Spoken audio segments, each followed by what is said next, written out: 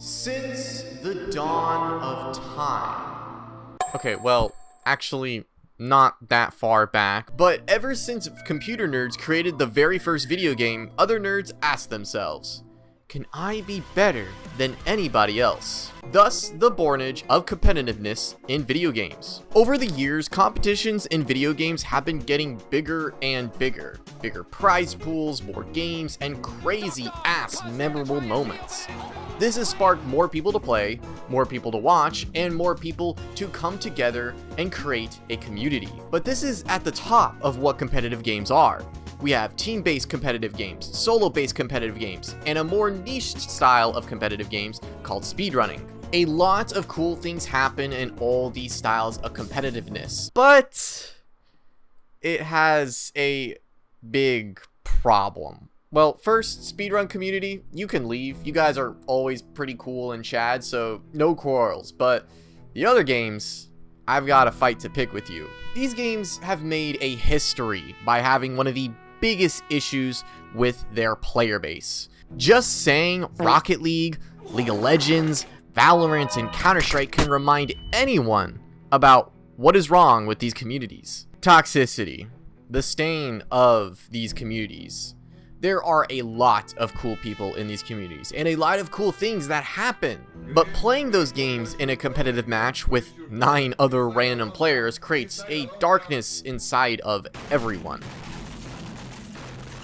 The big question is, why are these players so goddamn toxic? It can be so easy to make someone go absolutely mental for one little mistake you might have made, or even a mistake they have made, but they just don't believe they can make a mistake. We all have it, we all try to escape it, but ego.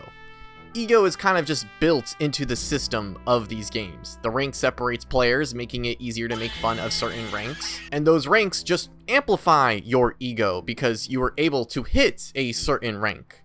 It is supposed to be a system to tell you who is better and who is not. But then it gets even worse when the players in some ranks print paragraphs to each other at lightning speed like their life is on the line. Winning every game inflates that ego, and losing, well, actually doesn't deflate it at all. There is always someone to blame, but it can't be you because you're supposed to be Emerald or Diamond or whatever rank you believe you are supposed to be. There are many different types of players and many different types of skills those players have, with good and bad games as well, so the randomness of how they perform inflates that ego even more. The death of human empathy is one of the earliest and most telling signs of a culture about to fall into barbarism. Hannah Arendt.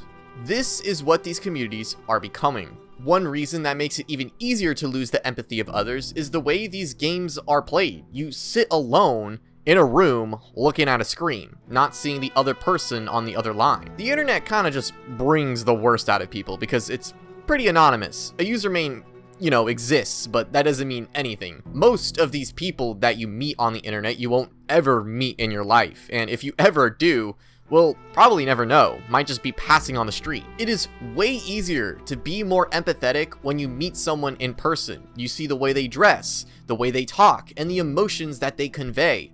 Hearing their voice just isn't enough to remind others that they are human. And sometimes you don't even have that in these games like League of Legends. As you know, League is my most played competitive games. I have played the others, but none of them can compare to the amount of hours I have put into League. I love telling people about League of Legends, the amazing stories the champions have, the interconnected world they live in, the music they create, the shows that follow those stories, the esports scene created from it, the cosplayers bringing the game to life, the complicated gameplay of all of its roles and play styles, and the many artistic people that make this game feel like a community. But I also hate telling people I play it, and don't really want to recommend it to them either. Not just because it is really fucking hard, but because I know it will bring the worst out of them if they get into it. I did say some terrible things to some players before, and I'm still not a perfect, empathetic player. I complain about my teammates in my stream pretty often, but the difference between me and a lot of other players is that I know I don't need to type anything. Their ego won't make them listen anyways, but I also don't need to hurt someone else to make me feel better. I've been playing a lot more recently because I really do want to be recognized as a good player and in turn recognized as a good coach. I am currently in Emerald 3 95 LP, only a few games away from my peak of Emerald 2 like 2 weeks ago. So I have been seeing a lot more of what kind of assholes play this game. This rank is one of the worst ranks to climb out of. Some of these players have the most massive ego imaginable, or they have the most fragile mentality. I like to consider this rank the mixed bag of League. We got some people who actually have some pretty decent skills in macro and or micro. Like, I get surprised how good they can be. It's fucking crazy. But other times, we got people who just don't have a good game, or they have a game not going the way that they want, and they immediately just mental boom. How often I would have people just type a sentence of utter hate towards another individual, and sometimes towards me, is unimaginable. I feel like there was at least one person typing up a storm in every game like their pride is like on the line. I also hate the people who act like they are faker and complain when they die and you didn't do what you were apparently supposed to do. Typing question mark after killing you, berating you for missing a play, like dude, we're literally in the same rank. I don't even have all chat on anymore. I turn that shit off. I only talk to my team. That at least is saving me a lot of mentality for myself, but honestly, the worst offenders in this rank are the teammates who don't know how to shut the fuck up about anything. Making any sort of mistake requires them in their fucking brain to fire neurons to question mark ping you, call you ass, and FF at 15. It is insane. A mistake should never happen, cause you should be a fucking robot and do everything right all the time. Like, this is Emerald. Why are you making silly little mistakes? But Adam, why don't you just mute every game and just play? That shouldn't need to be the solution. League is a team game. I want to communicate with my team so I know what they want, what they can do, and if I should be careful. As soon as I get one ping from any of them that isn't helpful in any way, it will be an automatic mute, but why do I have to do that in the first place? I may say that my teammates are ass, or they start to int with my words on stream, but I will never convey those things to them. I want to love playing ranked League, but it can be so hard when the player base is rampant with toxicity. I want to go back real quick to my point about ego again, because the toxicity of League isn't the only problem that is caused by it, but also another well-known issue in every competitive game. When you play a competitive game sometimes, a player can be a little fishy, like a little too good, dropping 3 kills every round in something like Valorant, 8 kills in 8 minutes in League, and doing flip resets in Platinum in Rocket League.